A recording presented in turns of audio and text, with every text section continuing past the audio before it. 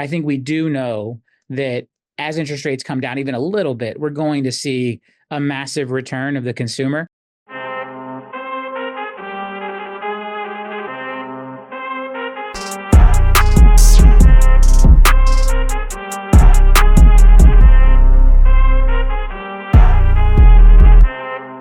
Good morning. Welcome to another Motivational Monday. My name is Matthew Hodge, Executive Vice President here at LPT Realty. Joining you from LPT headquarters here in Lake Mary, Florida. I'm going to bring in Robert Palmer, founder and CEO, who is joining us today from New York. Good morning, Robert. How are you? Hey, man, good morning. It's a beautiful day in Manhattan. So yesterday, Father's Day, had a good weekend. I don't know if you guys know this, Reagan loves the movie WALL-E, right? And she particularly loves the WALL-E soundtrack. And so there's a song in WALL-E called 72 Degrees and Sunny. And so yesterday when we opened up the weather app in Manhattan, it was 72 degrees and sunny. And so that Awesome. kicked off our amazing Father's Day. We went and saw The Lion King with the family. But yeah, up here for a full week of meetings, a lot of exciting stuff going on. But yeah, it was a great little Father's Day weekend, 72 degrees and sunny. The weather in Manhattan was perfect. Amazing. It's funny, as I think about that, the first time I saw that show that we took my daughter Maya, you and Jill took Stacy and I to go see that in New York. And oddly enough, she's in New York right now, Oh, which wow. is for a wedding, which is crazy Yeah. because it's just so straight. It's her first trip traveling alone, but it's just Yeah. crazy. Anyways, time flies, man. does. But excited to connect with you this morning. I hope that all the fathers out there had a fantastic Father's Day weekend. I hope the wives served as they should. Whoa. For the Father's Day. For the Father's Day. I know that we also do that for Mother's Day. I'm just saying, and for the day, for the serve with love is what I mean. Serve with love for the day. I'm not saying another context of that. But anyways, skip past that. Let's just jump right in. So anyways, let's go ahead and jump into market updates today. We saw that we were looking for a couple of things to align at the economic level, at the big macro level. We were saying, hey, if these pieces fall in place, we could be in position for the market starting to turn. And maybe some of those things are still intact. Maybe some things are changing. So kind of give us an update as what's happening at that level. Yeah, man. So first Fed meeting under the new Fed chair did not go our way, unfortunately. So there's a couple of terms that are used, as bond watchers, people who invest in mortgage-backed securities, which is what drives mortgage rates. They either use the word dovish or hawkish. And so basically dovish means that the Fed is most likely going to loosen monetary policy and help rates go down. Hawkish means that they are going to force rates up because of the fears of inflation and the other things that we're facing. And pretty much resoundingly after the meeting minutes came out, after everything was announced, while the Fed did not change rates, Kevin Warsh in this Fed is definitely being labeled hawkish. Which is not great for us. The Fed is looking at how they're going to rebalance their balance sheet and all these different kind of very complex things going on. But the bottom line is it is viewed as being bad for mortgage rates. We saw mortgage rates get worse in response to that. We saw the 10-year treasuries sell off and treasury yields get higher.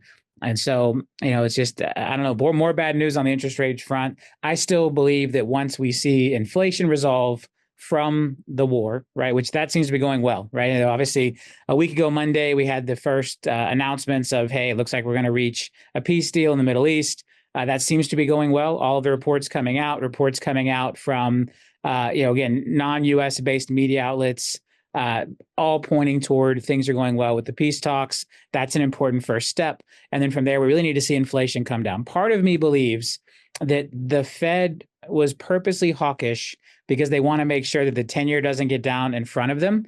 Because remember, what can happen is the Fed changing overnight rates doesn't directly impact 10-year treasuries, doesn't directly impact long-term borrowing rates. And so part of me wants to believe that by taking a little bit more of a hawkish stance, they're keeping the 10-year treasury and keeping mortgage rates from getting out in front of them, which could actually increase inflation, right? If the economy gets hot, if people believe suddenly that rates are going to come down, that they're going to cut in the future, a lot of times people will start to make moves ahead of that, which can actually heat up inflation, which would make their job harder. And so I think by taking this little more of a hawkish stance, they are protecting that downside risk, because what I believe is as soon as we get any type of positive inflation news, which should work its way through the system over the next couple of months, the Fed's in a great position to pivot, right? They were very clear. Things are going to be data dependent. They're not forecasting. They're basically saying, look, we're going to watch the data. So they gave a hawkish tone, I believe, to keep the market from front running them. And then they left themselves a wide opening to say, hey, if inflation recedes, if we get a good inflation print, we will take the appropriate action at that time. So we're going to see what happens there. Obviously, we did hear about the passing of Alan Greenspan at 100 years old. That made me feel very old when I realized he turned 100. And two, I didn't realize, when he was the Fed chair, he retired at 80. Like in 2006, when he retired as Fed chair, he was 80 years old. I didn't think he was that old, but Greenspan was a fantastic Fed chairman. My early days in the mortgage business were very much shaped by Alan Greenspan, and it's really the first time in my life I really got into this and started watching Fed conferences and really digging deep and understanding the message behind the messaging. And so I realize now that I've been doing that for over 20 years because he turned 100 years old and he retired at 80. So I've spent, 25 years of my life now being glued to Fed meetings and interpreting Fed meetings. And it's a great skill. I think it's something that comes with experience. So, but that definitely made me feel old. I got a little more gray in the beard than I did when Greenspan was the Fed chair. And I think I'm only going to get more gray in the beard with the direction that this current Fed is going. So we'll see what happens, man. I'm definitely ready, though. I'm ready for rates to come down. I'm ready for Boomsday. Look, we continue to see resilience in the market. Yeah. We see it in our transactions. We had a record month last month. I mean, record transactions, record growth month over month for transactions. So it seems like the consumer is being a little more resilient. That, or it feels like maybe just the spring buying season was late. But whatever the dynamics are, it does feel like things may turn around a little bit, even without the Fed cooperating, even without interest rates coming down. But I think we do know that as interest rates come down even a little bit, we're going to see a massive return of the consumer. It's been 4 years, right? I mean, we launched LPT into this terrible market, right? When the Fed first signaled they were going to start raising rates, we soft launched LPT, in that March. We officially launched in August, which is coming up here in just a couple of months. August 8th was the official launch date of the brokerage. When we had to go on the pause, a lot of great history in there, but we've really been through 4 years now of terrible interest rates. I think what's happening is consumers' expectations around interest rates are finally resetting, right? They're finally saying, hey, the idea of that 275 coming back is probably never. And so all of a sudden, the fives start to look really good. The low sixes start to look really good. I think it's the one benefit of all of these. Remember, I call them head fakes. The Fed has head faked us probably a dozen times now that we thought, oh, rates are finally coming down, or rates are finally coming down. And it was always a head fake. And so we'll see. Hopefully, I'm hoping that this hawkish move is a head fake in the other direction. But obviously, we'll keep you guys up to date. I'm going to continue to watch those Fed meetings as I've been doing for 25 years now. And we'll keep bringing you up-to-date information here on Motivational Monday. But that's really where we stand today. First Fed meeting, hawkish, which is not great for long-term rates. The passing of a legend of a Fed chair in Alan Greenspan. And we continue to watch the market and again, continue to watch the resilient consumer buy and sell real estate, even in spite of these terrible mortgage rates. Through my many conversations, obviously, I'm speaking with agents all the time, and I like to just get an understanding of what their business feels like in that area, just to help us kind of put all this information together. And to your point, the consumer's been pretty resilient. While we're seeing some, markets slow down a little tiny bit, you're seeing other markets kind of heat up. And it could be that maybe they push that decision out as far as they can, as you kind of always describe, or they're just used to this environment. I know if we still, let's say, had 2% interest rates, it wouldn't be this gangbusters thing anymore. It would just be the normal rate. And so I think as people are starting to finally just absorb this, interest rate environment, it's just what it is. And so again, as those life forces start to push against them, they are making those decisions in the past where that may have had that lock-in effect that we all saw and that you've described when those rates first started kind of trending upwards. But so with that being said, I also kind of want to talk about that IPO market. You're in Davis Polk and Davis Polk's office, and we saw SpaceX IPO last week. Davis Polk was representation on that IPO. So can you kind of walk us through a little bit about that and give us your thoughts?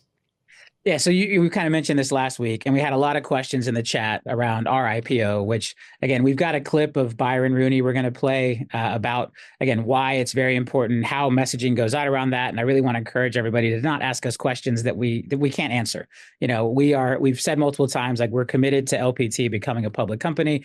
That's obviously market dependent. We're watching the markets. We're making decisions. We're staying in touch with advisors. But at the end of the day, we have to follow rules. There's paperwork that has to be filed. wild. And what I think is really cool, though, is that, Byron, who literally was on Motivational Monday 6 months ago, and we're going to play that clip. And every 6 months is probably a good time to refresh this messaging around how we can communicate for the IPO. So it's about time to replay him anyway. But Byron was actually one of the leads on the SpaceX IPO. So if you think about that, the largest IPO in history, one of the main attorneys on the largest IPO in history was on Motivational Monday with us 6 months ago. Like, I just want everybody to think about how, like, the gravity behind that, right? When you think about, I told everybody early on, like, we're going to go out and get the best people across the board, the best attorneys, the best accountants, the best team to do this. And I just think it's really cool to say, hey, 6 months ago, the attorney that was on Motivational Monday giving us a primer on IPO communications just led one of the largest IPO in history. And so if we can roll that clip of Byron, he's fantastic, absolutely great guy. Let's roll his clip. It's just kind of a reminder of, again, how we have to communicate. We'll probably play this clip every 6 months just to keep everybody in sync and reminded of what's going on in the world and kind of how we have to think about IPO communication. But congratulations to Byron on being a part of that record-breaking largest IPO ever SpaceX deal. And let's play his former clip from Motivational Monday. Robert asked me to talk a little bit about IPO publicity restrictions and why they exist. So when you take a step back, at the end of the IPO journey that LPT is on, there will be a prospectus which gets handed out to investors, and it'll be a book that contains all the reasons why people should invest in the IPO and all the risks or uncertainties that the company faces that they should just sort of balance and consider. But it will be a document that's reviewed by the federal government, the Securities and Exchange Commission, which is responsible for securities regulation in the US. And it's really a legal document and a marketing document wrapped into one. The SEC has pre-IPO publicity restrictions so that investors learn about a company through that prospectus, through that document that they have reviewed, a company has liability on, that presents a balanced view of the story. So any information outside that document that could be in news articles or media or social media posts obviously hasn't gone through that same level of review. So they don't want people to learn about a company and get excited about investing in a company or scared about investing in a company, whatever it is, through other method other than the prospectus. So that's really the reason behind the publicity restrictions.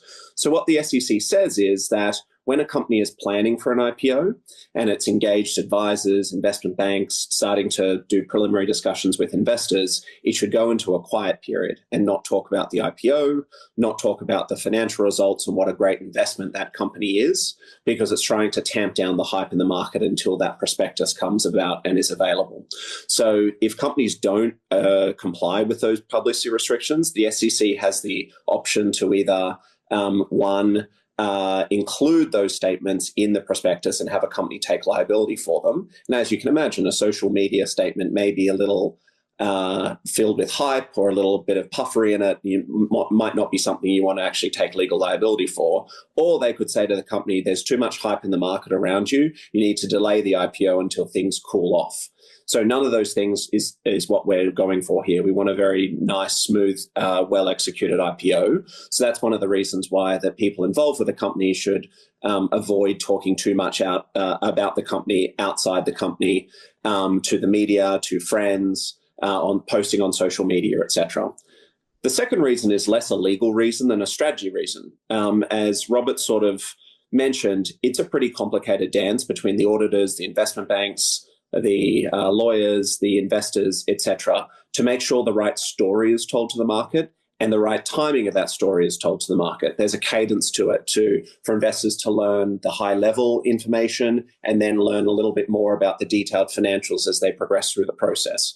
So any information that is shared outside the firm that interrupts that flow could just muddy the waters, could confuse people, and not be in line with the story that you're trying to get out. So those are the two reasons why it's probably a good idea just to sort of tamp down and not talk publicly about the IPO at this stage.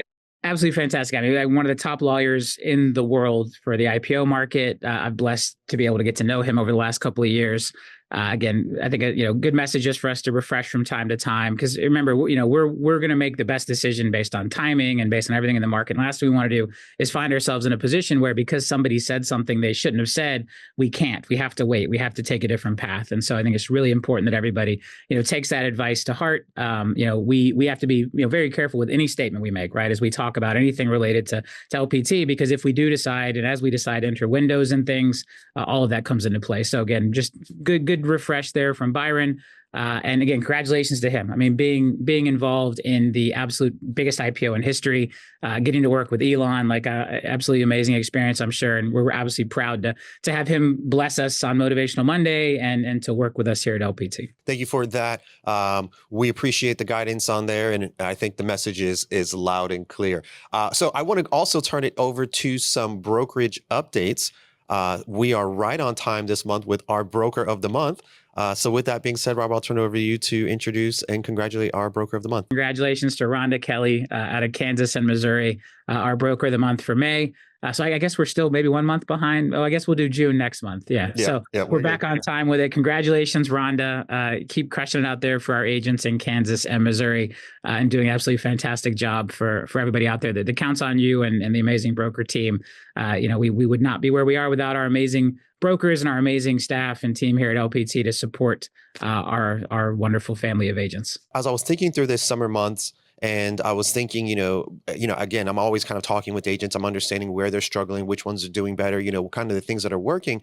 And one thing that I kind of understand and that I know that we all feel at some point in our careers is that you're putting in all the work. You're maybe even doing what you see other people doing, and you're just not getting that response. And so, it becomes really, really disheartening. And so you start to think like, do I do something differently? Do I just grit my teeth and bear it longer? Do I just work hard? Like, you put yourself into like this mental gymnastics of like, how do you get through this obstacle or this setback that you could be feeling in your business? And I know that just gritting your teeth and bearing harder isn't necessarily the right approach. So I wanted to ask you, as you've gone through your career and you've experienced setbacks or you've experienced obstacles or the market hasn't cooperated or whatever that opposition looks like, what have you done to break through that? Is it a reward system? Is it working hard? Like, what do you do to get past those moments when it feels like you're breaking? I think really it comes down to how you think about where you're trying to get, like, what's the ultimate goal? I think as we grow businesses, as we become bigger as entrepreneurs, we get to look at the world through different time horizons. And so this really is one of the benefits. The longer,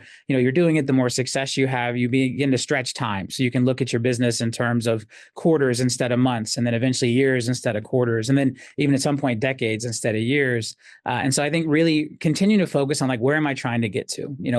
What is the overall impact, right? It's one thing to look at the lens and say, okay, well, I'm struggling right now, or I'm having a tough time right now. But at the same time, the market is at sub 4 million or right at 4 million annualized home sales. We see rates continue to be a struggle. We see the lock-in effect continue to be a struggle. And if you're in a boom and you're struggling, I think that's different. But when you're in a bust, which we are in overall, based on the numbers, based on the number of homes being sold, it's okay, right? You got to kind of look at it in the grand scheme and say, all right, well, if transactions are down overall, I'm down, I'm struggling. We know consumers are spooked by the war, spooked by gas prices, spooked by interest rates. A lot of people who were coming off the fence in late February, maybe they got pre-approved at a rate in the 5s, and all of a sudden that rate is a point higher by the time they find the house or they stop shopping. All of these things that are out of our control continue to happen.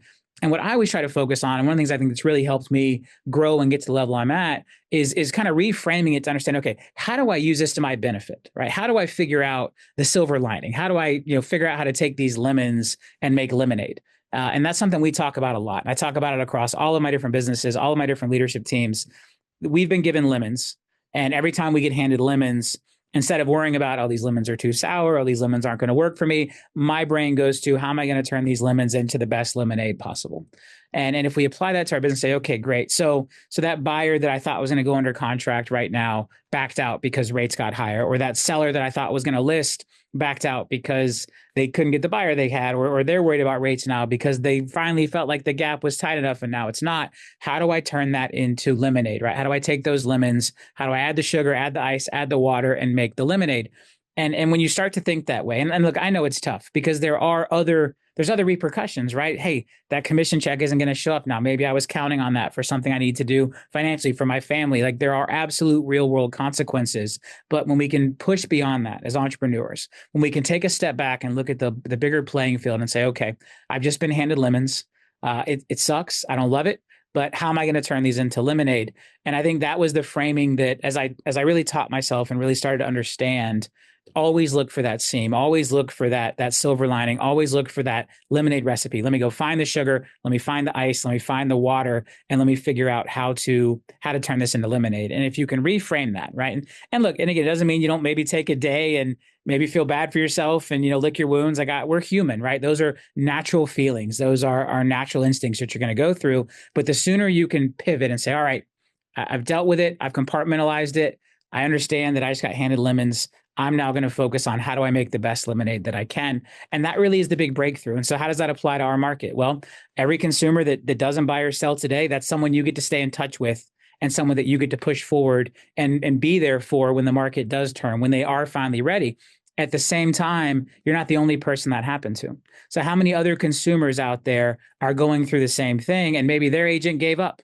Maybe their agent walks away. Maybe their agent gets frustrated and doesn't focus on creating the silver lining, doesn't focus on creating the lemonade, which creates an opportunity for you. Because every one of those consumers who's going through the exact same thing right now, we know there are agents out there who are going to respond poorly. They're going to get upset. They're going to burn down the relationship because the person pulled out, went back on the sidelines, whatever it is, which creates an opportunity for you to create that relationship, creates an opportunity for you to come in and you get to help that consumer turn their lemons into lemonade. And that's really the opportunity that I see for all of us right now. So if you can find that consumer who has been handed lemons too, right? Because think about it, they were trying to buy or sell for a reason, something was going on in their life, them pulling back, them deciding to get back to sitting on the fence, to delaying that, it's probably painful for them too. And so if they have an agent who couldn't focus on the lemonade, who couldn't focus on helping them get through it, it's an amazing opportunity for you to step in and you to be that guide and you to be that light for them and you to not only turn your lemons into lemonade, but help that consumer who's going through a tough time as well, turn their lemons into lemonade as well. And that's what's going to set you up for success. And so the more time we are handed these lemons, the more time we see the market go against us, the more time we get discouraged that we face something. We're not the only ones. How do we capitalize on that? And how do we help someone by creating an amazing experience for a consumer that wasn't working with us before, but now we can step in and become their trusted advisor. So when they are ready to take action, they're going to take action with an LPT agent and take action with you. Great messaging, great way to be thinking about that. We did our Real Estate First Friday last week with Sam out of California, Sam K. And, he was kind of talking about that same thing, which is like, hey, on the process of going from someone, meeting someone to successfully closing a sale, you're going to encounter these obstacles. And you're likely going to encounter 7 to 8 obstacles on this. So count those off and be excited because, as you hit these things, you're getting closer and closer to your goal. And it was just a reframing of how to think about these obstacles. And so I like the way you're thinking about this too, which is that the consumer is also feeling something. The consumer is also going through something. And there are other agents who, like you said, are not going to keep that silver lining, who are not going to keep those things positive, and they're going to abandon that consumer who could potentially be feeling the same thing that you are. And so stepping in and seeing that as the opportunity is a way for you to continue to grow your business and take market share and keep focused on the most important things, which is serving the consumer at the highest level. And if we know that we keep that as a North Star, everything will kind of work itself out. And again, we know it feels difficult. It doesn't feel great. No one loves it when things don't go their way. But that is the process of going through these things. And so if you reframe what's happening there, it gives you a lot more endurance instead of just being like, oh, I'm just going to take the pain. Like you understand what's happening. You understand you're moving in the right direction. And again, that North Star is providing the best absolute consumer experience. You will win in every scenario, every time that you do that. So thank you for your guidance there. I want to continue to keep this series going as we kind of pull on your expertise as you've gone through this 20-year career. We know you've seen tons of cycles, tons of obstacles, booms, busts, as we want to continue to kind of lean on you for your guidance as we think about what's happening over the next couple of weeks and as we enter the second half of this busy season. With that also being said, I want to kind of give a quick plug. We've got Road to FallCon directly after Motivational Monday today from 11:30-ish to about 12. Today, we're going through marketing mastery. Basically, what we're going to be talking about is thinking about the tools that you've got inside of LPT. When is the best time to use them? When is the best time to pull those levers? There's certain things that you can do. If you start ordering the wrong products because you're excited, you may not get the results that you want. It may discourage you. We want to really kind of frame it up so that you understand when you get to FallCon, you're going to know exactly the questions and exactly the things that you need to know to get the most from our product. So that's going to be a little dive into that today, directly following Motivational Monday. Again, if you have tickets to FallCon, you will have received an invite to this. And these are just exclusive events that help you prepare to get the most from FallCon here in October. So that will be today's topic, is marketing mastery. And with that being said, Robert, I'll kind of turn it over to you to walk us through next week's winner for our FallCon prize. Yeah, before we do, I just want to touch on Road to FallCon today. So really, these 12 Road to FallCon sessions are about preparing everyone. So when we walk into FallCon, or if you attend FallCon virtually, remember when you buy your ticket, there'll be an option to attend the certifications virtually if you can't actually travel to the RP Funding Center in Lakeland. The same ticket gets you either in-person access or the virtual access. We'll put out a request right beforehand to figure out who we need to ship collateral to for the certification books versus who's coming in person like we did last year. But the point of Road to FallCon is for everyone that has a FallCon ticket, but it's really to make sure that we walk in with that baseline of information. And so to your point, Matt, like FallCon is not, I mean, you can learn about our tools for the first time at FallCon, but that's not going to make the best use of being at FallCon, right? And so what we want to do with Road to FallCon is get you that base layer of understanding. So today we're going to be going deeper on the basics of our tools, the basics of power packs, active marketing plans, 9 critical questions, all of the tools that we offer, so that by the time you get to FallCon, we can go deeper, right? We can get more focused on the expert level usage, right? The tips and tricks and the more the harder to execute strategies around them versus just trying to unpack it for the first time. And so that's where Road to FallCon comes in. We're laying these baselines. We've laid baselines around AI. We've laid baselines now around marketing. We've laid baselines around individual definition of success, so that when you show up at FallCon, you are prepared and you are ready to get the most from the conference and really maximize those days that we have together at the RP Funding Center in Lakeland. So really excited for that. We've actually, I think we're already, last time Matt Levy told me, we're already halfway to our goal of FallCon tickets, which is pretty fantastic for this early. We know everybody loves to procrastinate and wait till the last minute. So I love to see how many folks have grabbed tickets early to be a part of Road to FallCon, to be entered into our weekly drawings, really trying to give you guys a lot of reasons to get those tickets earlier so we can plan better. We can get everybody linked in there. And so, yeah, if you have a FallCon ticket, even if you can't come to Lakeland, you buy the same standard FallCon ticket, and there will be a virtual option to experience the certifications as well via Zoom. And so again, really want everybody who can to travel down. We think the in-person component of it is important, but there will be the Zoom component of it as well for the same ticket if you can't make it in person. But with that, Hodge, let's get on to the drawings coming up. We've got winners this week. I'm going to let Hodge do that. I love putting the pressure on him to announce all of our amazing agents, and then we'll get into next week's prizes as well. Yeah, that's right. So this week's prize is the inside seat. So this person will receive kind of like a backstage off the side set of a viewing of one of our sessions there. So it's going to be really fantastic. And so you'll kind of get the backstage preview, and you'll be sitting along the executives and the people who are there. So drum roll, please. We're going to announce our winner. And that this week is Pam. Fantastic. Pam out of Austin, Texas. Congratulations, you are a winner for our inside seat. So we will see you at FallCon. Thank you for purchasing your tickets. We're excited to spend some time with you in person. And so next week, we'll have 5 winners. We'll be doing off-market originals, so basically limited time custom pieces that you cannot purchase that are only available to be won. So we'll announce 5 winners next week of that prize. So make sure that you get your tickets in time to be included with that.